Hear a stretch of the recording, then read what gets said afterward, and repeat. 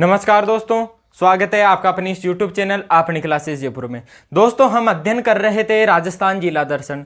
राजस्थान जिला दर्शन में हमने अध्ययन किया था बीकानेर जिले का पार्ट 1 के अंदर। उसमें अपन ने अध्ययन किया था बीकानेर के जो संस्थापक है उनके बारे में, बीकानेर के इतिहास के बारे में, बीकानेर की भौगोलिक दृष्टि के बारे में।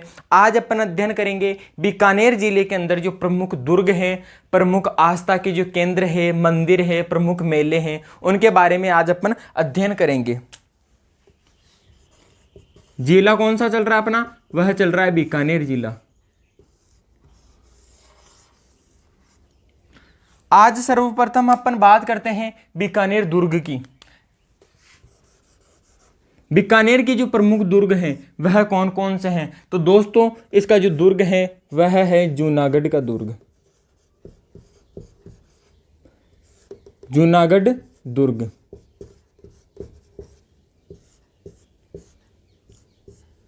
दोस्तों, कहा जाता है कि बीकानेर का जो यह जूनागढ़ दुर्ग है यह राजस्थान का एक ऐसा दुर्ग है जिसकी दीवारें भी बोलती हैं। लोग कहते हैं कि धीरे बोलो दीवारों के कान होते हैं। लोग कहते हैं कि धीरे बोलो दीवारों के कान होते हैं, लेकिन दोस्तों यह एक ऐसा दुर्ग है जिसकी दीवारें स्वयं बोलती हैं, जिसकी दीवारें स्वयं बोलती हैं। अगर अपन बात करें इसके उपनाम की,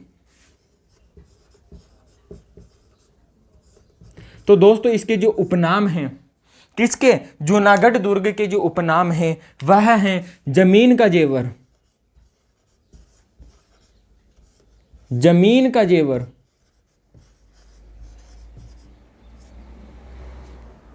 क्योंकि यह जो दुर्ग है यह आता है धान्व श्रेणी में। कौन सी श्रेणी में? धान्व श्रेणी में।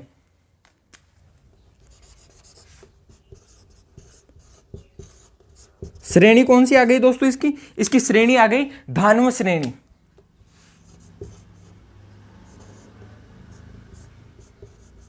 धान्व श्रेणी का यह दुर्ग है और इस दुर्ग के चारों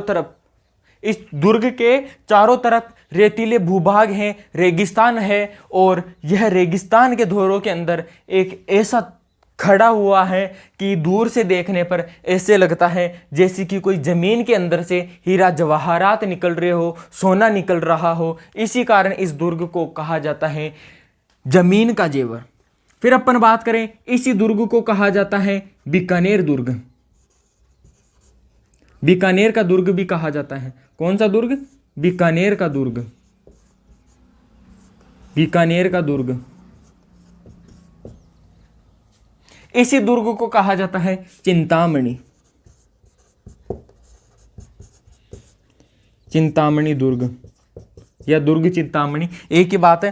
फिर अपन बात करें आगे जूनागढ़ की, तो दोस्तों विशेष बात ध्यान रखने योग्य यह बात है कि यह जो जूनागढ़ दुर्ग है यह तो है अपने बीकानेर के अंदर। अगर अपन बात करें जूनागढ़ की, तो जूनागढ़ एक जिला है और वह है गुजरात के अंदर। फिर अपन बात करें जूनागढ़ दुर्ग के अलावा जूनागढ़ महल की, तो जो जूनागढ़ महल है वह है कहाँ पर? अपने डूंगरपुर जिले के अंदर। जूनागढ़ यह महत्वपूर्ण है, नोट डाल देना यहाँ पर, नोट महत्वपूर्ण है ये। जूनागढ़ की अगर अपन बात करें तो जिला, महल और दुर्ग, इसे 3 भागों में बांटते हैं अपन जूनागढ़ को। अगर अपन जूनागढ़ की बात करें जिले की, तो यह जो जिला है यह कहां पर है? गुजरात के अंदर। गुजरात राज्य में जूनागढ़ एक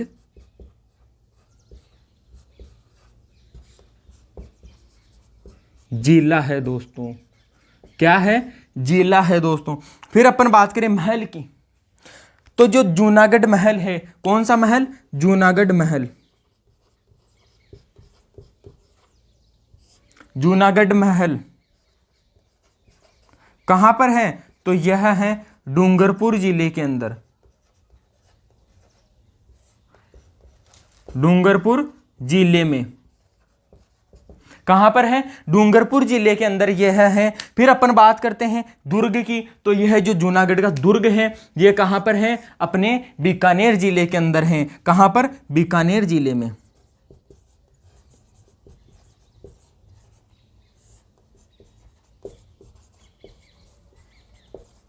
कहां पर है? बीकानेर जिले के अंदर है। फिर अपन दोस्तों बात करें इसके जो निर्माण है वह किसने करवाया था? तो इसका जो निर्माण है उनका नाम है महाराजा राय सिंह जी। महाराजा राय सिंह जी ने इसका निर्माण करवाया था। दोस्तों आप इसकी स्क्रीनशॉट ले लो।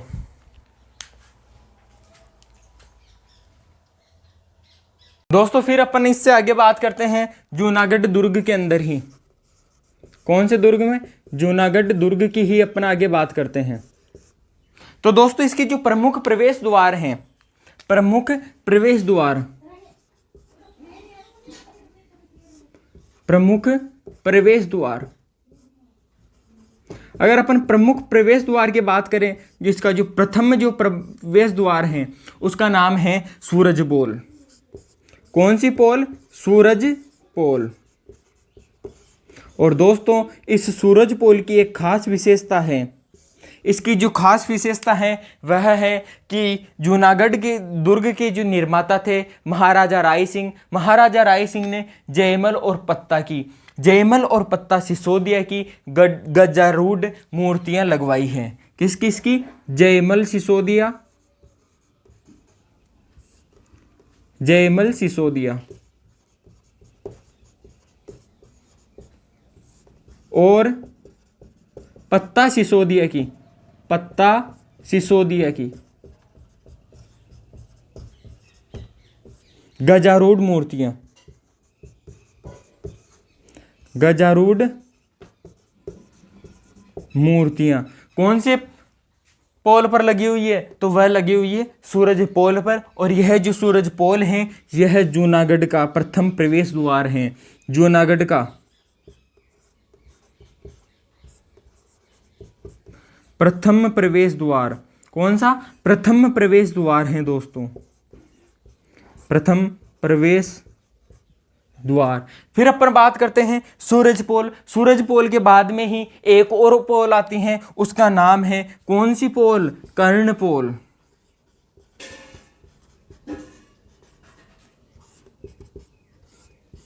प्रथम प्रवेश द्वार के बाद में द्वितीय जो प्रवेश द्वार है वह है कर्णपोल। अगर अपन बात करें इस कर्णपोल की तो इसका भी एक सूरज पोल की जैसे ही महत्वपूर्ण स्थान है। इसी कर्णपोल के ऊपर एक प्रशस्ति मिलती है, उस प्रशस्ति का नाम है रायसिंह प्रशस्ति। कौन सी प्रशस्ति मिली? तो वह है रायसिंह प्रशस्ति।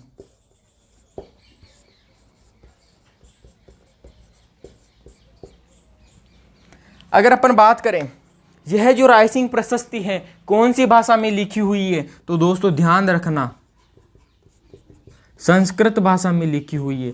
कौन सी भाषा में? संस्कृत भाषा में यह प्रशस्ति लिखी हुई है। और इसकी रचयिता की बात करें या इसके लेखक की बात करें हैं तो इसके लेखक हैं जयिया, जयिवा। कौन है इसके लेखक? इसके लेखक हैं जयिवा। दोस्तों आप इसकी स्क्रीनशॉट ले लो।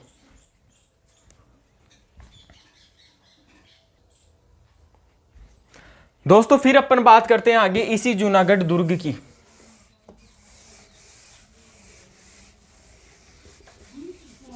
यह जो जूनागढ़ दुर्ग है किसकी देखरेख में बना था? तो दोस्तों ध्यान रखना, यह जो जूनागढ़ का दुर्ग है यह महाराजा राय सिंह के प्रधानमंत्री करमचंद के, किसके? करमचंद की देखरेख में बना था।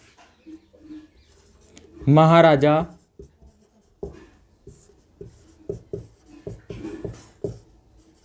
राय सिंह जी के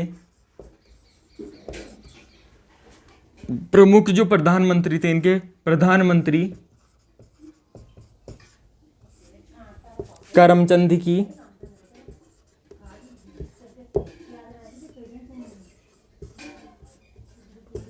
देखरेख में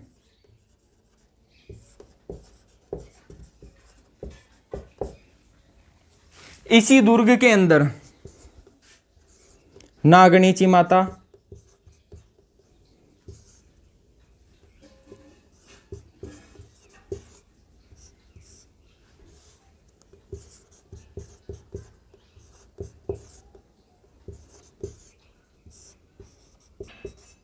करणी माता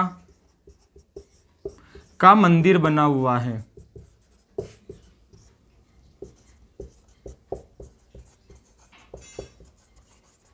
इसी दुर्ग के अंदर फूल महल, कौन सा महल? फूल महल, कर्ण महल बने हुए हैं। इसी दुर्ग के बारे में कहा जाता है कि राजस्थान के अंदर जो पहली लिफ्ट लगी थी, दुर्ग की अगर अपन बात करें तो राजस्थान के जो जितने भी दुर्ग हैं उन दुर्गों में से जो पहली लिफ्ट लगी थी वह लगी थी जूनागढ़ दुर्ग के अंदर। राजस्थान में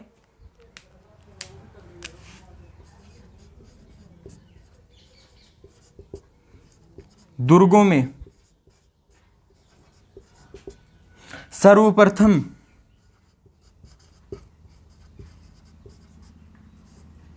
लिफ्ट सुविधा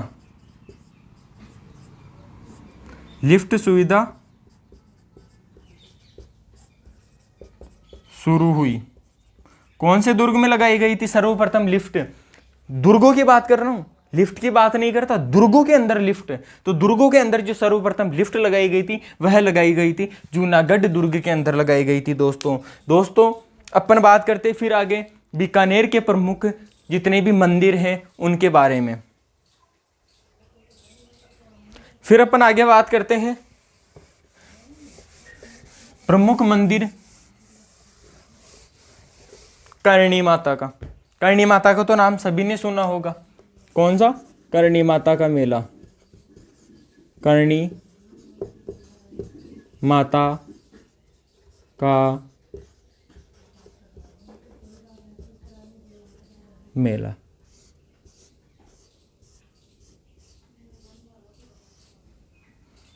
करणी माता के मेले की अगर अपन बात करें तो यह लगता है देशनोक में। कहां पर लगता है? देशनोक में। देशनोक के अंदर यह मेला लगता है। और देशनोक कहां पर है? तो दोस्तों अपन बात कर रहे हैं बीकानेर की, तो बीकानेर में ही होगा, क्योंकि यह जो करणी माता का जो मेला है यह कहां का प्रसिद्ध मेला है? तो यह है अपने बीकानेर का। तो देशनोक नामक स्थान पर लगता है और यह देशनोक बीकानेर के अंदर है। कहां पर है? बीकानेर जिले के अंदर ही है दोस्तों। फिर अपन बात करते हैं कि इसी मंदिर को क्या कहा जाता है? करणी माता के मंदिर को क्या कहा जाता है? चूहों का मंदिर। चूहों का मंदिर भी कहा जाता है। कहा जाता है कि यहाँ पर चूहों की जो संख्या है इतनी है कि यहाँ पर जाने वाले श्रद्धालुओं को, जाने वाले यात्रियों को पग उठाकर नहीं बल्कि पैरों को घिस के चलना पड़ता है कि कोई चूहा अपने पैरों के नीचे आकर मर ना जाए। और कहा जाता है कि अगर यहाँ पर इन चूहों के अंदर जिसको भी सफ़ेद चूहा दिख जाता है उस चूहे को स्वयं करणी माता के स्वरूप में माना जाता है, और जिसको दिखता है वह इंसान भाग्यशाली होता है। कौन से चूहे? सफ़ेद चूहे, जिनको क्या कहा जाता है? सफ़ेद चूहे।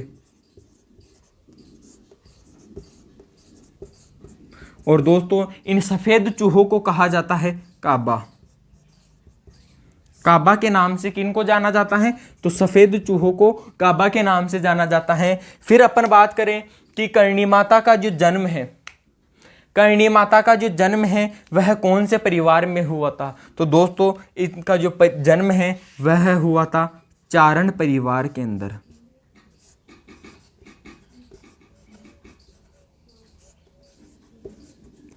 जन्म हुआ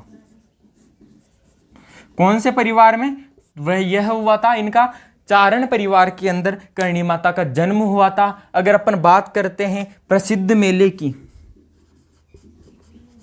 कि प्रसिद्ध मेला कब लगता है, तो दोस्तों ध्यान रखना इसका जो प्रसिद्ध मेला है, एक मेला तो अभी चल रहा है। अभी क्या है? आश्विन, यानी मारवाड़ी में बोले तो आसोद को महीनों या आसोद का नौरता, आसोद का नौरता और चैत का नौरता, यानी आश्विन के नवरात्रि और चैत्र नवरात्रि के अंदर यानी प्रत्येक वर्ष के अंदर 2 बार यहाँ पर मेला भरता है। आश्विन नवरात्रि, आश्विन नवरात्रि और चैत्र नवरात्रि में, और चैत्र नवरात्रि में मेला भरता है।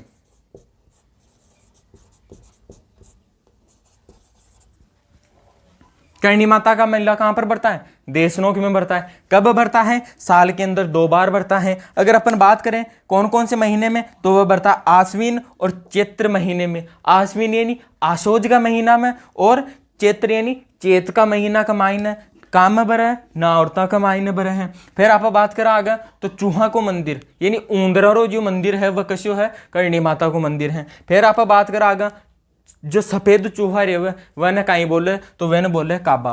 काबा का नाम हो सफेद चूहा न जाने जाओ, और कई बोलियो गियो है कि जिन्हें भी सफेद चूहा दिखे वो बहुत बड़ो भाग्यशाली इंसान होवे। धन्यवाद दोस्तों। ये वीडियो ने ज़्यादा से ज़्यादा लाइक करो, शेयर करो और चैनल ने सब्सक्राइब करबो मत भूलियो।